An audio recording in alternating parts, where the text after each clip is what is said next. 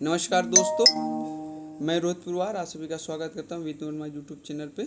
आज हमारी current affair की दूसरी क्लास है जिसमें हम राष्ट्रीय और अंतर्राष्ट्रीय करंट अफेयर के बारे में पढ़ेंगे जो हमारे आगामी परीक्षाओं में सहयोगपूर्ण है। और हम अपने यूट्यूब अपनी वीडियो का संचालन या शुरुआत एक कोटेशन के माध्यम से करेंगे। कोटेशन इस प्रकार है, जीवन का सबसे बड़ा गुरु वक्त होता है। जीवन का सबसे बड़ा गुरु वक्त होता है, क्योंकि जो वक्त सिखाता है वो कोई नहीं सिखा पाता है। दोस्तों, जैसे आपको पता है कि समय रहते और समय के अनुसार हमें सब बहुत सारी चीज़ें सीखने को मिलती रहती हैं समाज से। तो समय के अनुसार हमें हर चीज़ सीखने को मिलेगा, इसलिए वक्त को बहुत बड़ा क्या एक समय ही हमारा जो है हर चीज़ सिखाता है, इसलिए इसको गुरु के रूप में देखा जाता है। हम अपनी पहली न्यूज़ हमारे महामहिम राष्ट्रपति के माध्यम से एक कुछ सवाल सुप्रीम कोर्ट के से सवालों पर राय मांगी गई है, उसी से संबंधित है, जो कि हमारी परीक्षाओं के लिए बहुत ही लाभदायक होगी। हम पढ़ते हैं न्यूज़। कहता है कि राष्ट्रपति द्रौपदी मुर्मू ने सुप्रीम कोर्ट को रेफरेंस भेजकर 14 सवालों पर राय मांगी। कितने सवालों पर राय मांगी है? 14 सवालों पर राय मांगी है। क्या राय मांगी, इसके बारे में भी हम देखेंगे। जब संविधान में नहीं है तो क्या कोर्ट विधेयकों पर मंजूरी की तय कर सकता है समय सीमा? जैसे कि संविधान में हमारे जो विधेयक हैं उन पे कोई समय सीमा नहीं है, तो क्या उसका समय सीमा जो है सुप्रीम कोर्ट मंजूर तय कर सकता है? इसके बारे में हमारी राष्ट्रपति द्रौपदी मुर्मू ने राय मांगा है सुप्रीम कोर्ट से। ये हम संबंध रखता हमारे संविधान के अनुच्छेद 200 और 201 से संबंधित है, जहाँ पर ये सवाल पूछे गए हैं। राष्ट्रपति मुर्मू ने विधेयकों पर मंजूरी के बारे में समय सीमा तय करने के सुप्रीम कोर्ट के फैसले पर सवाल उठाते हुए शीर्ष अदालत को रेफरेंस भेजकर, मतलब कि राष्ट्रपति प्रपत्र के माध्यम से राय मांगी कि हालांकि रेफरेंस में कोर्ट के फैसले का जिक्र नहीं है, लेकिन घुमा फिराकर जो संवैधानिक सवाल पूछे गए हैं और सुप्रीम कोर्ट से राय मांगी गई, उसमें लगभग सभी सवाल उस फैसले नज़र आते हैं। कुल मिलाकर 14 सवाल राय मांगी गई। तो हमें सवालों का रिएक्ट करना है कि कितने सवालों पर महामहिम ने सवालों की संख्या क्या है और किस किस अनुच्छेदों से संबंधित है। जैसे हमने बताया कि अनुच्छेद 200 और 201 से संबंधित है। हमारा अनुच्छेद 143 फर्स्ट से है, 143A और 143 के तहत शक्तियों का प्रयोग करते हुए सुप्रीम कोर्ट ने पूछा कि जब संविधान में विधेयक पर मंजूरी से कोई समय सीमा तय नहीं, तो क्या न्यायिक आदेश के जरिए कोई समय सीमा लगाई जा सकती है? क्या राज्य विधानमंडल द्वारा बनाया गया कानून संविधान के अनुच्छेद 200 के तहत राज्यपाल को मंजूरी मिले बगैर होगा? ऐसे करके कुछ 14 सवाल हमारे महामहिम ने सुप्रीम कोर्ट से पूछे हैं। और इसके बारे में हम आपको बता दें कि हमें ये पूरा एडिटोरियल पढ़ लेना है और इससे संबंधित हमारा अनुच्छेद 200, 201, 143, 142 आदि ये आर्टिकल हमें संविधान से देखने हैं। इतने देख करके और हमें याद करने हमारी आगामी परीक्षाओं के लिए। अब हम नेक्स्ट न्यूज़ पढ़ते हैं कि कोर्ट ने क्या तय किया है।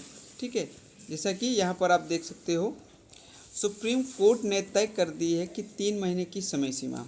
तमिलनाडु सरकार ने राज्यपाल RNV रवि द्वारा लंबे समय तक 10 विधेयकों को दावा कर बैठे रहने के विधानसभा द्वारा जन विधेयकों को दोबारा पारित कर भेजे जाने पर राष्ट्रपति के विचाराधीन भेजने का मुद्दा सर्वोच्च न्यायालय में उठाया था। इस पर शीर्ष अदालत ने कहा था कि राज्यपाल द्वारा विचार के लिए भेजे गए विधेयकों पर राष्ट्रपति को 3 माह में निर्णय लेना होगा। अगर इसमें कोई देरी होती है तो राष्ट्रपति तय सीमा से निर्णय नहीं ले तो उसका उचित कारण रिकॉर्ड किया जाएगा और संबंधित राज्य को बताया जाएगा।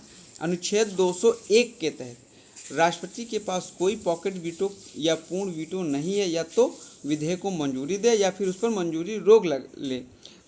राज्यपाल को संविधान के अनुच्छेद 200 के तहत अपने समक्ष प्रस्तुत किसी विधेयक के संबंध में कोई विशेषाधिकार प्राप्त नहीं है। उन्हें मंत्रिपरिषद द्वारा दी गई सलाह का अनिवार्य रूप से पालन करना चाहिए। ये हमारे कोर्ट ने ऐसी बात कही है। आइए तो हम ये आज की ये न्यूज़ देख लेंगे। हमें याद रखना है हमें कौन कौन से आर्टिकल पढ़ना है। 200 पढ़ना है, 201 पढ़ना है, 143 पढ़ना है और 142 भी पढ़ लेना है। ठीक है, तो हमारे ये आर्टिकल इतने पढ़ने हैं। नेक्स्ट न्यूज़ क्या है? दूसरी खबर है कि जो एप्पल, आप सभी जानते हुए आईफोन एप्पल के बारे में, उसी से संबंधित है। कहा कि एप्पल के सीईओ से बोले डोनाल्ड ट्रंप, भारत में ना बनाए आईफोन। जैसा कि आप देख रहे हैं वर्ल्ड वार की स्थिति बनी हुई है, सभी देशों के आपसी मतभेद बने हुए हैं। कोई देश किसी देश के साथ है, किसी राष्ट्र के साथ नहीं है, किसी एक दूसरे के साथ खींचातानी में लगे हुए हैं। तो जो जैसे चाह रहा वैसे एक दूसरे के लिए नुकसान पहुंचाने के बारे में ही सोच रहा है। तो इसी मामले में अमेरिकी राष्ट्रपति जो है डोनाल्ड ट्रंप ने एक बयान दिया है कि जो आईफोन के सीईओ हैं, आईफोन के सीईओ से बात करके कहा है कि वो एप्पल की कंपनी को भारत में ना स्थापित करें, अर्थात कि वहाँ पर भारत में किसी प्रकार का एप्पल फ़ोन ना बनाएं। तो इसी से संबंधित हमारी ये न्यूज़ है और इसको ज़्यादा ध्यान देने की आवश्यकता नहीं है। इसमें हमें सिर्फ देखना है कि क्या कहा है डोनाल्ड ट्रंप ने। अमेरिकी राष्ट्रपति डोनाल्ड ट्रंप ने गुरुवार को कहा कि उन्होंने एप्पल सीईओ टिम कुक से आग्रह किए। तो हमें एप्पल के सीईओ के बारे में ध्यान रखना है। कौन है? टिम कुक जो है एप्पल के सीईओ हैं, जो भारत के आईफोन का उत्पादन बंद करें और इसके बजाय अमेरिका में उत्पादन करें। एप्पल फ़ोन में कोई स्मार्टफोन नहीं बनाती है, बल्कि वर्तमान में अधिकांश आईफोन का उत्पन्न चीन में होता रहा है। भारत में लगभग 4 करोड़ यूनिट प्रतिवर्ष का उत्पादन होता है, जो कि एप्पल के कुल उत्पादन का 15% है। ट्रंप के बयान के तुरंत बाद भारतीय अधिकारियों ने एप्पल अधिकारियों से संपर्क किया और उन्हें आश्वासन दिया कि एप्पल भारत में निवेश योजनाएं बरकरार और कंपनी देश को अपने उत्पादों जो हैं उत्पादन के लिए एक प्रमुख निर्माण देश केंद्र बनाने का प्रस्ताव रखा। अर्थात कि जो हमारे भारतीय अधिकारी थे उन्होंने एप्पल के सीईओ से बात किया, संपर्क करके वो बताया, आश्वासन दे दिया कि वो अपनी योजनाएं हमारे भारत में निवेश करें और वो उन्होंने उत्पादों के एक प्रमुख निर्माण के केंद्र बनाने का प्रस्ताव भी दे दिया। तो हमें सिर्फ इतना रखना है और देखना है कि कितने हमारा जो डाटा दिया गया है वो डाटा देख लेते हैं एक बार हम। एप्पल 2024-25 में एप्पल ने भारत से अमेरिका भेजे 2 लाख करोड़ आईफोन। भारत से अमेरिका बना मतलब भारत से बनाकर America 2 lakh crore phone iPhone बनाकर एप्पल कंपनी ने यहाँ से बनाकर भेजा है। हमारी नेक्स्ट न्यूज़ है अब दूसरी हमारी न्यूज़ है पूर्व रक्षा सचिव अजय कुमार ने यूपीएससी अध्यक्ष के रूप में शपथ ली। तो इसके बारे में हमारा संवैधानिक प्रावधान क्या है देखना है कि हमें कौन से आर्टिकल 315 में हमारा आर्टिकल लोक सेवा आयोग की बात करता है और इससे संबंधित हमारा आर्टिकल 312 से स्टार्ट होता है।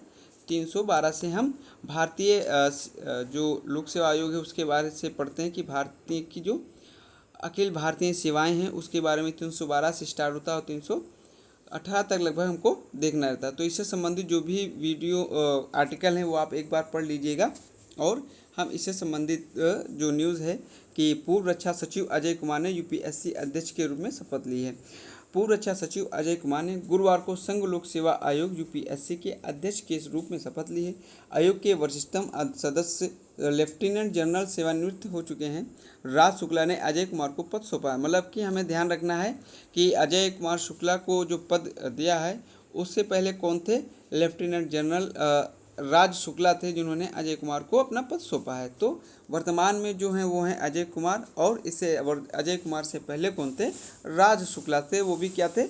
लेफ्टिनेंट थे, जनरल थे जो सेवानिवृत्त थे और ये भी पूर्व जो है सचिव रह चुके हैं। तो यूपीएससी आईएएस आईएफएस आईपीसी अधिकारियों का चयन करने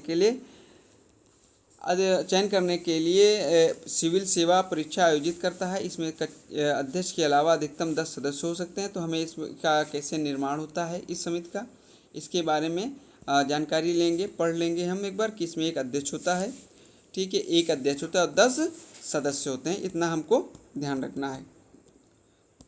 अब हम जानते हैं इनके बारे में क्या थे।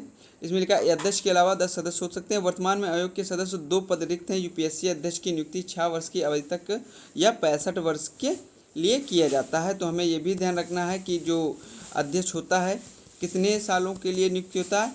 6 वर्ष या 65 वर्ष, जो पहले होगा उसको माना जाएगा। मान लो किसी व्यक्ति की उम्र अभी 58 वर्ष पे यूपीएससी का अध्यक्ष बनता है तो 6 वर्ष मिला के मतलब वो 64 वर्ष तक रहेगा।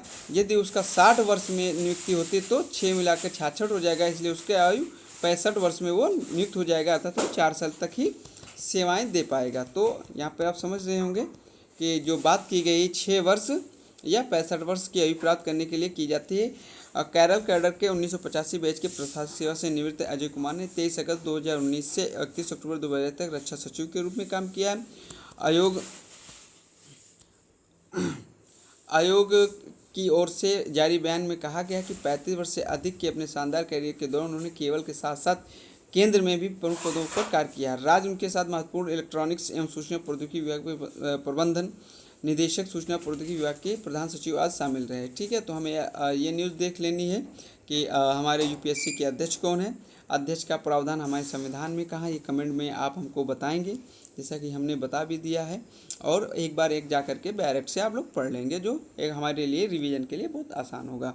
हमारी नेक्स्ट जो न्यूज़ है वो वफ़ से लेकर के है। इसमें मैं आपको पढ़ के सुनाता हूँ।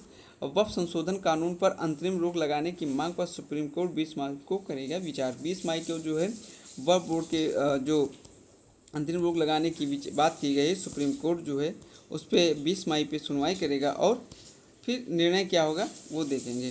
तो